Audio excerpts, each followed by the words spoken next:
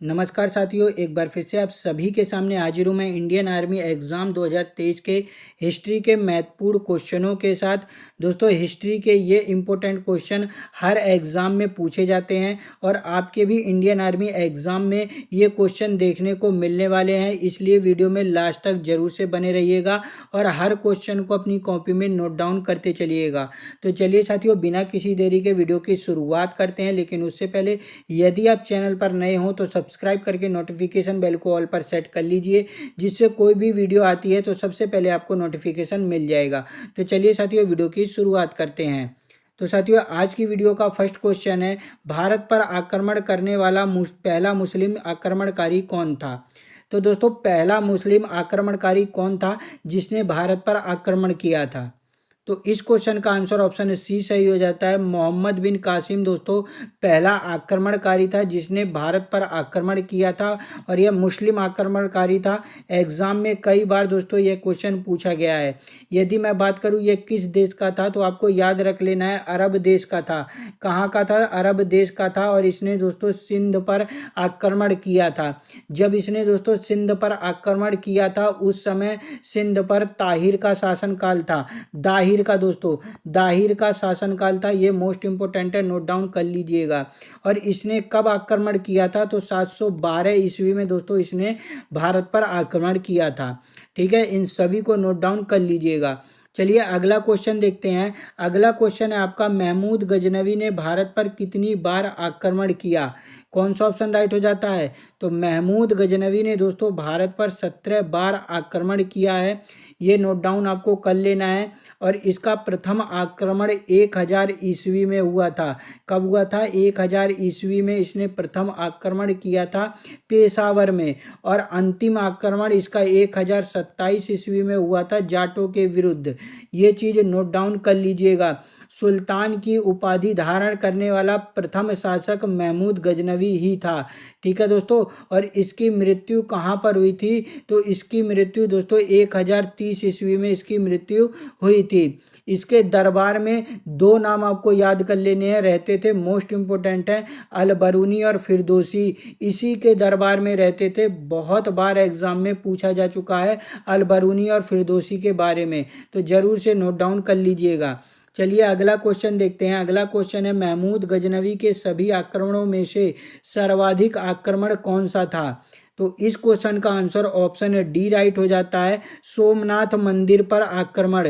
दोस्तों इसने सोमनाथ मंदिर पर आक्रमण 1025 ईस्वी में किया था।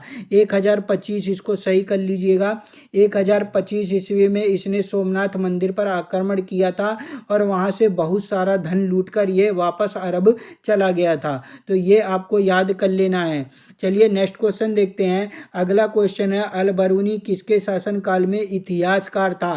अभी दोस्तों मैंने आपको बताया कि अलबरूनी किसके दरबार में रहता था।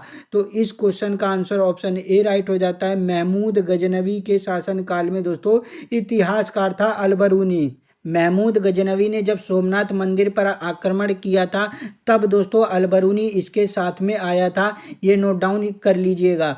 और एग्जाम में एक क्वेश्चन और पूछा जाता है कि पुराणों का अध्ययन करने वाला प्रथम मुस्लिम कौन था। तो याद रख लीजिएगा, अलबरूनी। अलबरूनी ही ऐसा प्रथम मुस्लिम था जिसने पुराणों का अध्ययन सबसे पहले किया था। चलिए अगला क्वेश्चन देखते हैं। अगला क्वेश्चन है, आत्मकथा शाहनामा के लेखक कौन है। शाहनामा किसके द्वारा लिखी गई है। तो इस क्वेश्चन का आंसर ऑप्शन सी राइट हो जाता है, फिरदौसी की दोस्तों यह पुस्तक है शाहनामा। चलिए अगला क्वेश्चन देखते हैं। अगला क्वेश्चन है, तराइन का प्रथम युद्ध कब हुआ था। दोस्तों यह क्वेश्चन मैं पिछली वीडियो में बता चुका हूँ। तराइन का प्रथम युद्ध 1191 ईस्वी में पृथ्वीराज चौहान और मोहम्मद गौरी के बीच में हुआ था, जिसमें दोस्तों पृथ्वीराज चौहान ने इस युद्ध को जीत लिया था। और उसके बाद दोस्तों दूसरा तराइन का युद्ध हुआ था 1192 ईस्वी में, जो दोस्तों पृथ्वीराज चौहान और मोहम्मद गौरी के बीच में हुआ था, लेकिन इस युद्ध को मोहम्मद गौरी ने जीता था। तो ये जरूर से याद कर लीजिएगा। चलिए अगला क्वेश्चन देखते हैं। निम्न में से किस राजपूत राजा ने पहली बार मोहम्मद गौरी को हराया था। तो इस क्वेश्चन का आंसर ऑप्शन ए राइट हो जाता है। भीम द्वितीय ने दोस्तों पहली बार मोहम्मद गौरी को हराया था। और दोस्तों यह बघेल वंश का शासक था। किस वंश का? बघेल वंश का यह शासक था। ये भी आपको नोट डाउन कर लेना है। चलिए अगला क्वेश्चन देखते हैं। अगला क्वेश्चन है, दिल्ली सल्तनत शासित हुआ था कुल कितने राजवंशों से? तो इस क्वेश्चन का आंसर ऑप्शन बी राइट हो जाता है। 5 राजवंशों से दिल्ली सल्तनत शासित हुआ था। यदि मैं बात करूं 5 राजवंश कौन थे, कौन कौन से थे, तो पहला आपको याद रख लेना है गुलाम वंश। गुलाम वंश 1206 ईस्वी से 1290 ईस्वी तक चला था। उसके बाद खिलजी वंश आया और खिलजी वंश 1290 से 1320 ईस्वी तक चला।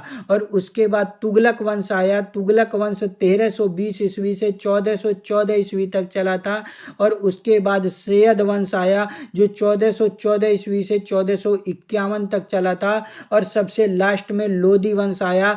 लोधी वंश 1451 ईस्वी से 1526 ईस्वी तक चला था। और 1526 में क्या हुआ था? पानीपत का प्रथम युद्ध हुआ था, जो लोधी वंश के अंतिम शासक इब्राहिम लोधी और बाबर के बीच में हुआ था, जिस युद्ध को बाबर ने जीत लिया था। और उसके बाद दोस्तों मुगल साम्राज्य की स्थापना की थी बाबर ने। यानी दिल्ली सल्तनत का काल 1526 ईस्वी तक ही माना जाता है। चलिए अगला क्वेश्चन देखते हैं। अगला क्वेश्चन है, भारत में गुलाम वंश का संस्थापक कौन था? गुलाम वंश की स्थापना किसने की थी? तो इस क्वेश्चन का आंसर ऑप्शन ए राइट हो जाता है, कुतुबुद्दीन ऐबक। कुतुबुद्दीन ऐबक ने गुलाम वंश की स्थापना की थी। और कब की थी? तो 1206 ईस्वी में गुलाम वंश की इसने स्थापना की थी। अब इसे गुलाम वंश क्यों कहा जाता है? क्योंकि कुतुबुद्दीन ऐबक मोहम्मद गौरी का गुलाम था। तो ये जरूर से याद कर लीजिएगा।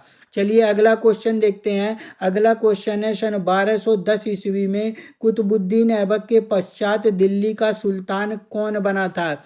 जब कुतुबुद्दीन ऐबक की मृत्यु हुई, कब हुई थी? 1210 ईस्वी में। और उसके बाद दिल्ली की गद्दी पर कौन बैठा था? तो इसका आंसर ऑप्शन बी राइट हो जाता है, इल्तुतमिश। इल्तुतमिश कुतुबुद्दीन ऐबक का दामाद था, जो दोस्तों इसकी मृत्यु के बाद गद्दी पर बैठा था। चलिए अगला क्वेश्चन देखते हैं। अगला क्वेश्चन है, निम्न में से दिल्ली का वह सुल्तान कौन था जिसकी मृत्यु चौगान यानी पोलो खेलते हुए हुई थी?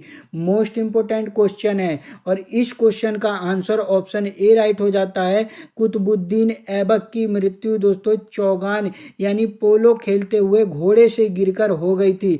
कब हुई थी? तो 1210 ईस्वी में हुई थी। ये याद रख लीजिएगा। चलिए अगला क्वेश्चन देखते हैं। अगला क्वेश्चन है, दिल्ली सल्तनत की दरबारी भाषा क्या थी? कौन सा ऑप्शन राइट हो जाता है? तो इस क्वेश्चन का आंसर ऑप्शन सी राइट हो जाता है, फारसी। दिल्ली सल्तनत की दरबारी भाषा क्या थी? फारसी थी। अगला क्वेश्चन देखते हैं। अगला क्वेश्चन है, आगरा शहर की स्थापना किसके द्वारा की गई थी? दोस्तों ये सभी क्वेश्चन आपके एग्जाम के लिए मोस्ट इंपोर्टेंट हैं, तो इनको जरूर से आप नोट डाउन कर लीजिएगा और याद भी कर लीजिएगा। और यदि आप कहेंगे तो इसकी PDF नोट्स मैं आपको प्रोवाइड करा दूंगा टेलीग्राम चैनल पर, जिससे आपको याद करने में आसानी हो जाएगी।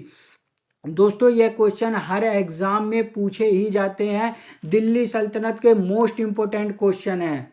तो चलिए देखते हैं, आगरा शहर की स्थापना किसने की थी? इस क्वेश्चन का आंसर ऑप्शन सी सही हो जाता है, सिकंदर लोदी। दोस्तों सिकंदर लोदी ने आगरा शहर की स्थापना की थी। और कब की थी? तो 1504 ईस्वी में की थी। ये भी नोट डाउन कर लीजिएगा। चलिए अगला क्वेश्चन देखते हैं। अगला क्वेश्चन है, कुव्वतुल इस्लाम मस्जिद का निर्माण किसके द्वारा किया गया था? तो इस क्वेश्चन का आंसर ऑप्शन डी राइट हो जाता है, कुतुबुद्दीन ऐबक के द्वारा किया गया था। और कहाँ पर किया गया था? तो दिल्ली में इसका निर्माण किया गया था। चलिए अगला क्वेश्चन देखते हैं। अजमेर में 2.5 दिन का झोपड़ा किसने बनवाया था?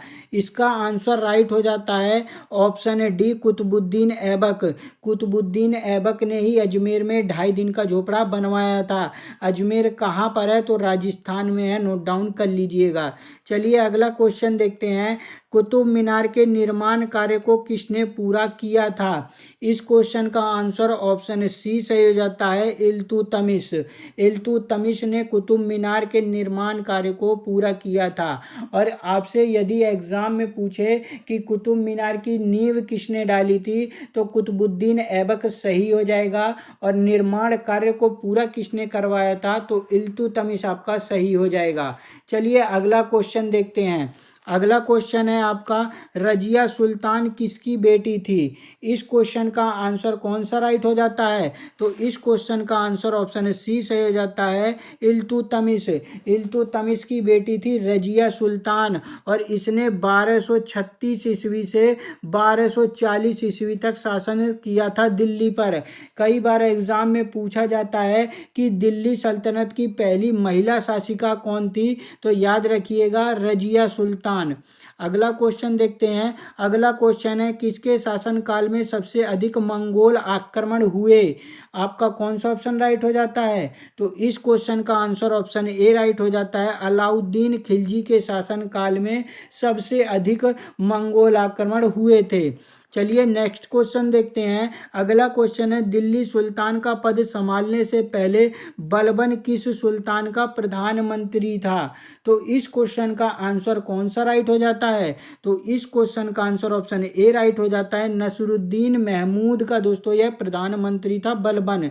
बलबन से एग्जाम में पूछा जाता है, रक्त एवं लोह नीति किसने अपनाई थी? बलबन ने ही अपनाई थी। सिजदा और पैबोस प्रथा की शुरुआत बलबन ने की थी। और पारसी धर्म का एक त्योहार है नवरोज, उसकी शुरुआत किसने करी थी, तो बलबन ने करी थी। ये तीन चीज बलबन से रिलेटेड आपको जरूर से याद कर लेना है। चलिए अगला क्वेश्चन देखते हैं। अगला क्वेश्चन है, बाजार नियंत्रण प्रणाली किसने प्रारंभ की? तो इस क्वेश्चन का आंसर ऑप्शन बी राइट हो जाता है, अलाउद्दीन खिलजी। अलाउद्दीन खिलजी ने बाजार नियंत्रण प्रणाली की शुरुआत की थी।